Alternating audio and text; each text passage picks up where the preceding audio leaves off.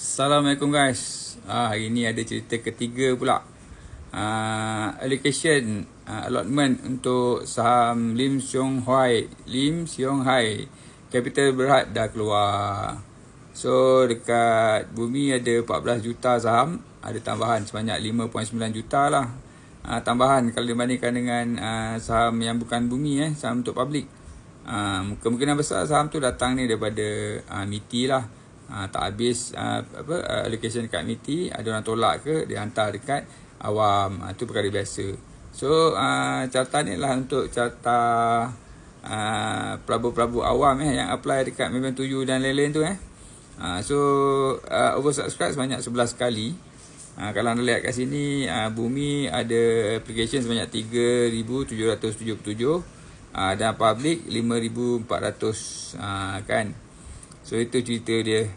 Kalau anda lihat sini, kalau apply 1 juta ke atas, memang dapatlah saham tu sebanyak 50,000 unit setiap seorang.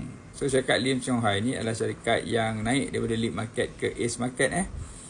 Dan kalau kita lihat sini, nampaklah merosotnya permohonan-permohonan saham-saham IPO yang dekat MITI pun merosot, dekat awam pun nampaknya berkurangan lah. Sebab self ratanya selalunya lebih banyak lah, jauh lebih tinggi kan. Kalau dekat Maybank je selalunya kalau saham tu bagus, dia akan melebihi 10,000 application lah. So nampaknya terdapat penurunan di sini atas sebab-sebab yang FA dah nyatakan lah sebelum ini kan.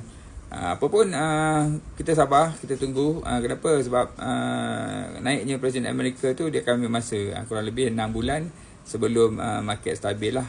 Kalau anda lihat sekarang market memang cacah merebah lah, tak tentu arah sebab kerana polisi-polisi Donald Trump yang tak tentu arah tu juga kan. So para pesaham, FA harap anda bersabar, anda let dulu kan. Kalau hari ni tak boleh buat duit, tak apa, insyaAllah bila market dah okey nanti kita boleh sambung lah untuk invest dan trade kan.